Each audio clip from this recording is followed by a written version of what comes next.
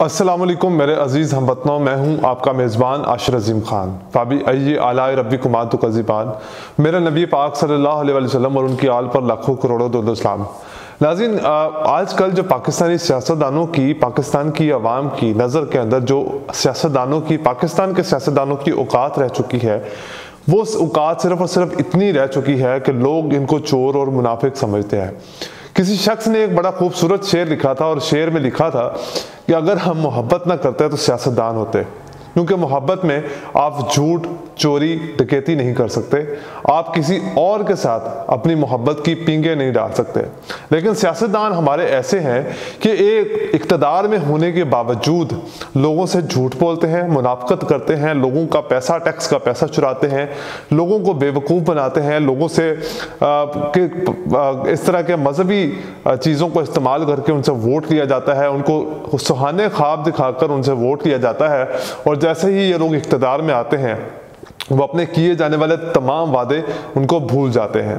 पाकिस्तान की अवाम के अंदर इस वक्त ये तासुर पाया जाता है कि पाकिस्तान के जितने भी सियासतदान हैं, ये सब चोर हैं, लुटेरे हैं, डाकू हैं, झूठे हैं, मुनाफिक हैं और पाकिस्तान के दुश्मन हैं। सबसे बड़ी बात यह है, पाकिस्तान में इस वक्त तक आप जानते हैं कि क्यों पाकिस्तान की अवाम, ये जो हमारे मुल्क के सियासतदान हैं, ये सड़कों के ऊपर भीख मांगने वाले लोगों को क्यों नहीं रोक सकते, इसके ऊपर कंट्रोल क्यों नहीं हासिल कर सकते? जानते हैं क्यों?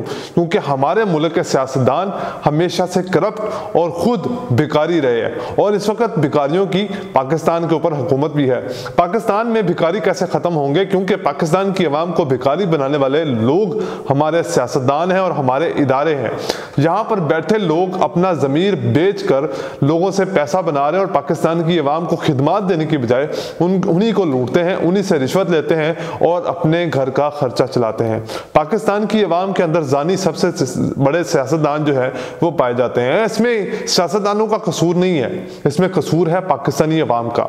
पाकिस्तानी अवाम सिर्फ उसी शख्स को वोट देती है जिसने पाकिस्तान की अवाम का पैसा लूटा हो।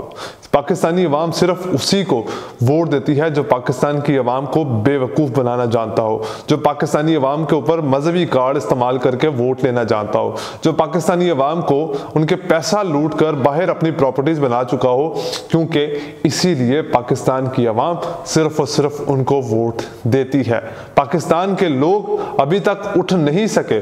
कौन सा ऐसा सियासतदान है जिसके ऊपर पाकिस्तान की अवाम में करप्शन के चार्जेस ना हो? चाहे वो इमरान खान हो, चाहे वो मौलाना फजलुर रहमान साहब हो, शहबाज शरीफ साहब हो, आसिफ जरदारी साहब हो, कौन सा ऐसा सियासतदान है जिनको पाकिस्तानी अवाम जो है वो अपना लीडर कह सकती हो, जिनको ये कह सकती हो पाकिस्तान के लोग कि हाँ, ये हमारा लीडर जो है वो हमारी मुश्किलात को आसान करेगा।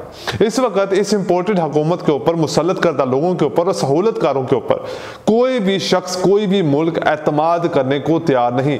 यहाँ तक कि रूस से उधारा तेल मांगने की कोशिश की जा रही है, सऊदी अरब से उधारा तेल लेने की कोशिश की जा रही है, लेकिन कोई भी इन चोरों का साथ देने की जो है वो साथ खड़ा नहीं है। इनका कोई भी साथ देने के लिए तैयार नहीं है। कोई भी पाकिस्तान की मदद को आने के लिए इस वक्त तैयार नहीं है और तमाम दुश्मन ममालिक इस बात को सोच रहे हैं कि कब पाकिस्तान डिफॉल्ट हो और कब उनसे अपनी शर्तें मनवाई जाएं। कौन सा ऐसा सियासतदान है जिसने पाकिस्तान की अवाम को इक़्तिदार में आने के बाद बेवकूफ़ ना बनाया हो, जिसने अपने वादे पूरे किए हो? कोई ऐसा सियासतदान है? कायद-ए-आज़म मोहम्मद अली जिन्ना के बाद सबसे ज़्यादा जो काम जिस शख्स ने किया वो लियाकत अली खान थे। फिर भुट्टो साहब को लीडर तो कहा जाता रहा, लेकिन उन्होंने अपनी अना की खातर, अपनी ख्वाहिशात की खातर इस्टेब्लिशमेंट के साथ मिलकर, पाकिस्तान के इदारों के साथ मिलकर, एक जर्नैल के साथ मिलकर, जिसने एक आमर के साथ मिलकर, जिसने पाकिस्तान के ऊपर कब्जा किया हुआ था, पाकिस्तान में सबसे बड़ी जमात को हुकूमत बनाने से रोका और उसके बाद पाकिस्तान दो लख्त हो गया, जिसकी वजह से लोगों का बयानिया इतना मजबूत हुआ कि बांग्लादेश हमसे आज़ाद हुआ और आज 2030 के अंदर वो मुल्क जो है वो दूसरों को कर्जा देने के काबिल हो जाएगा। और अभी तक हम लोग इस मुल्क में कर्जे लेकर पाकिस्तानी अवाम को सहूलियत फराहम कर रहे हैं, ऑरेंज लाइन ट्रेन जैसे मंसूबे चला रहे हैं।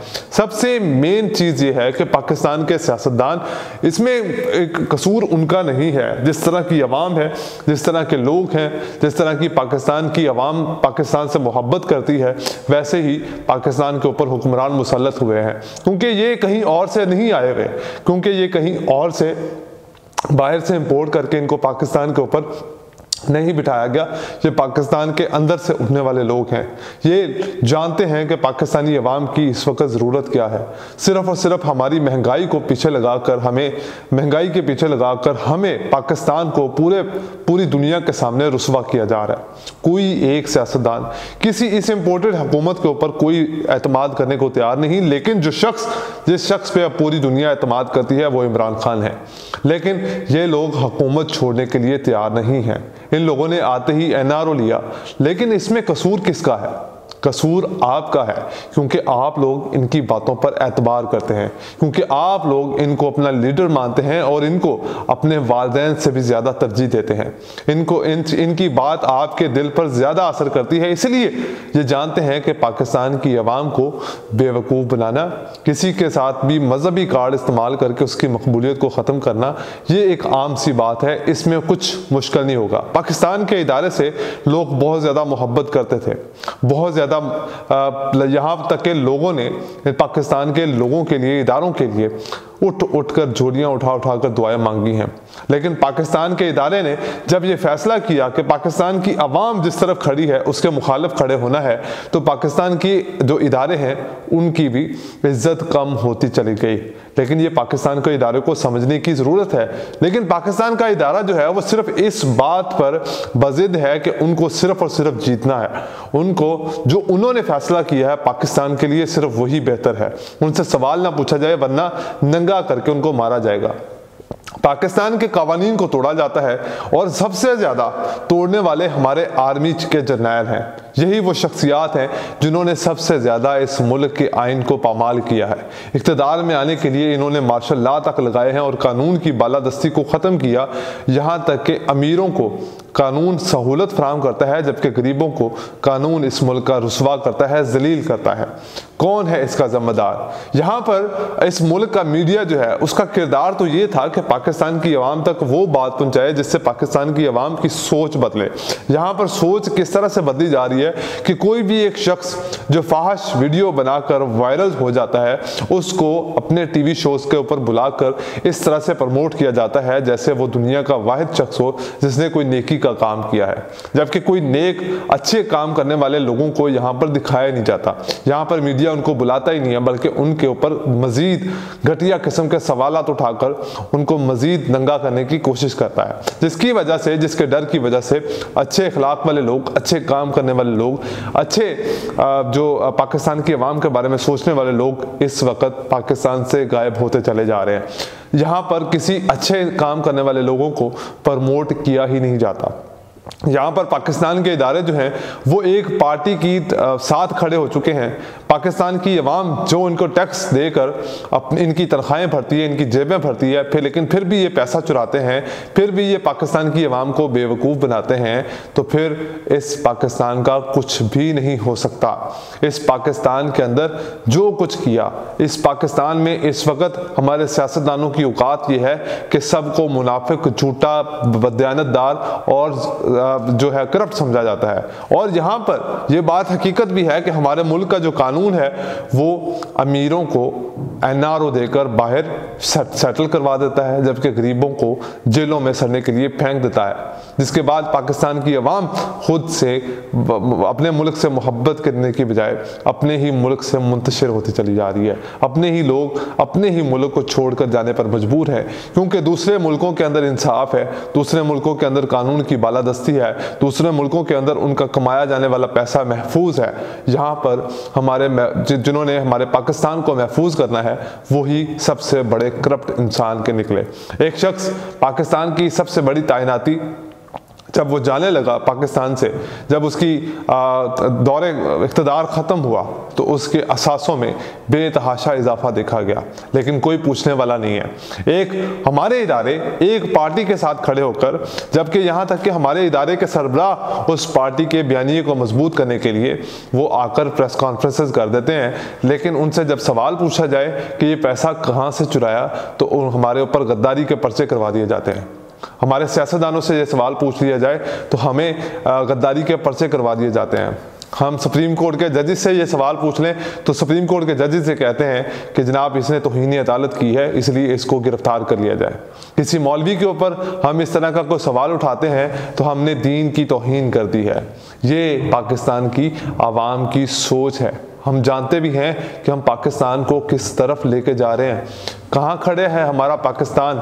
क्या हम इसी पाकिस्तान का ख्वाब देखा था हमारे बुजुर्गों ने, जिन लोगों ने जानें कुर्बान की, जिन लोगों ने अपने मुल्क के लिए अपनी इज़्ज़तें कुर्बान की? क्या ये मुल्क इसी दिन के लिए देखना था? क्या इस मुल्क को इन्हीं चोरों के जो है हाथों में थमाना था? इन्हीं जो हमारे सिपा सलार हैं, जो हमारे मुहाफ़िज़ हैं, उन्होंने एक पार्टी का साथ देना था? क्या दूसरों की साजिशों के अंदर मिलकर हमने अपने मुल्क को जलाना था? मानना ठीक है कि हमारे मुल्क का जो चौकीदार है वो मुजरिम नहीं था, लेकिन हमारे मुल्क का जो चौकीदार है उसने बाहरी मुल्क की साजिश को रोका क्यों नहीं? जब उसको इस बात का इल्म था, जब उसके पास वो साइफर पहुंचा था, तो फिर इसको रोका क्यों नहीं गया? इस साजिश को तब्दील होने क्यों दिया गया? क्यों इस मुल्क की इकॉनमी के साथ एक नया तजर्बा किया गया? क्योंकि ये लोग बाज़िद थे कि हमने जीतना है, चाहे किसी भी सूरत हाल में जीतना हो। और वो पाकिस्तान की आवाम के ऊपर इस तरह के डाकुओं को मुसल्लत करके अगर समझ रहे हैं कि वो जीत गए हैं तो ये उनकी सबसे बड़ी बेवकूफ़ी है। आज इलेक्शन कमीशन की तरफ से एक नया जो है वो रद्द अमल सामने आया, जब इमरान खान साहब ने ये कहा कि वो पंजाब और KPK की असम्बलियाँ तोड़ देंगे। जबकि अब हुकूमती अरकान तो ये हमेशा से कहते रहते हैं कि उनके 15 से 20 अरकान हमारी अपोजिशन के हमारे साथ मौजूद हैं और वो इनकी हुकूमत गिराने के लिए तैयार हैं। लेकिन यहाँ पर इस मुल्क के सबसे बड़े सियासतदान जो हैं वो ज़मीर फरोश हैं। वो चंद पैसों की खातर, चंद टुकड़ों की खातर वो लोग अपना ज़मीर बेच देते हैं, वो लोग अपने मुल्क को बेच देते हैं, अपने मुल्क के अंदर साजिश होने देते हैं। हमारे मुल्क में साजिश करना मुश्किल नहीं है, जानते हैं क्यों? क्योंकि हमारे ही मुल्क के अंदर मीर और जाफिर मौजूद हैं। हमारे ही मुल्क में यहाँ पर लोग हमारे अपनों को काटने के लिए तैयार बैठे हुए हैं और सिर्फ अपनी कामयाबी की सीढ़ी, अपने आप को जीतता हुआ देखना चाहते हैं। अब मुझे सवाल ये है कि अब जब 567 अरकान ने फैसला कर लिया है कि वो इस्तीफ़ा देंगे, तो इलेक्शन कमीशन का ये इस बात का कैसे कायल हो सकता है कि वो ये कहे कि हम सूबाई असम्बलियों के ऊपर ज़िमनी इंतखाबात करवा सकते हैं चाहे जितना भी पैसा लगे, लेकिन अभी तक पाकिस्तान के जो कैपिटल है उसमें जब चाहेगी हुकूमत वो इलेक्शन का ऐलान करेगी और इलेक्शन तब ही करवाया जाएगा। अब इसको, इस इम्पोर्टेड हुकूमत को मुसल्लत करदा लोग जो हैं, मुसल्लत करने वाले जो लोग हैं, वो हर हाल में जितवाना चाहते हैं। इनको पता था कि हम लोग वापस नहीं आ पाएंगे, इसलिए इन लोगों ने NRO लिया, पाकिस्तान के कवानीन को तब्दील किया। अब इनके लिए मुश्किलात ये पड़ चुकी हैं क्योंकि ये लोग नवाज शरीफ को वापस नहीं ला सकते और दूसरी तरफ फवाद चौधरी साहब ने इस बात का ऐलान कर दिया है कि बुध के रोज तक असम्बलियां तहलील कर दी जाएंगी, असम्बलियों को तोड़ दिया जाएगा और नए इंतखाबात का ऐलान होना चाहिए। ये इस हुकूमत पर प्रेशर डालने की कोशिश की जा रही है, लेकिन हुकूमत डराने की पूरी कोशिश कर रही है कि हम गवर्नर राज लगा देंगे, लेकिन गवर्नर राज जो है वो इतना आसान नहीं होगा। यहाँ पर कोई गैर मुल्की जत्था पाकिस्तान पर कब्जा करने वाला नहीं है। ये कानून के मुताबिक अगर कोई गैर कानूनी ताकत पाकिस्तान के ऊपर कब्जा करने के लिए तैयार बैठी है तो उस वक्त गवर्नर राज लगाया जा सकता है, तो उससे पहले तो गवर्नर राज लगाया नहीं जा सकता। पंजाब असम्बली के अंदर और KP असम्बली के अंदर इस वक्त इजलास चल रहा है, वो इस इजलास जब तक ख़त्म नहीं होगा तब तक तहरीक अदम एतमाद नहीं दी जा सकती, नहीं वहाँ पर तहरीक अदम एतमाद पेश की जा सकती। लेकिन इस कौम को बेवकूफ़ बनाने की ये इम्पोर्टेड मुसल्लत करदा हुकूमत हमेशा से कोशिशें जिस तरह से करती आई है वैसे ही अब भी कोशिशें कर रहे हैं। पाकिस्तान की आवाम को ये बताया गया कि अगर हम रूस से तेल खरीदेंगे तो हमारे मुल्क की इकॉनमी बेहतर हो सकती है, हम अपने फैसले कर सकते हैं खारजी। लेकिन सिर्फ इस बात पर कि रूस से तेल नहीं खरीदना, इस इम्पोर्टेड और मीर जाफर ने पाकिस्तान की हुकूमत गिरा दी। आज जब हमारे इदारों को यह समझाया जाता रहा कि भाई अगर आप लोगों ने तजर्बा किया तो पाकिस्तान की मईशत तबाह बर्बाद हो जाएगी, तो फिर भी उन्होंने ये तजर्बा किया और इस तजर्बे की मद में पाकिस्तान की आवाम की हड्डियां निचोड़ ली गई महंगाई के साथ। 3 गुना तक महंगाई बढ़ चुकी है। लेकिन अब जब पाकिस्तानी अवाम अपना गला घोंटने को तैयार बैठी है, खुदकशी करने को तैयार बैठी है, तब इस इम्पोर्टेड हुकूमत ने यह फैसला किया है कि रूस से तेल खरीदा जाए। और रूस इस वक्त क्रेडिट के ऊपर तेल फराहम करने को बिल्कुल भी तैयार नहीं है। और इस इम्पोर्टेड हुकूमत की मजबूरियां देखें आप, कि इनको मुसल्लत करने वाले लोगों की मजबूरियां देखें आप, कि सिर्फ और सिर्फ इमरान खान को इक़्तिदार में वापस आने से रोकना है। लेकिन उस चोर डकैत के साथ, उस मिस्टर 10% के साथ एक डील कर लेनी है कि उसके आने वाले दिनों में उसके बेटे को वज़ीर आज़म बनाया जाएगा। आज के लिए इतना ही, मुझे दीजिए इजाज़त। अल्लाह हाफ़िज़।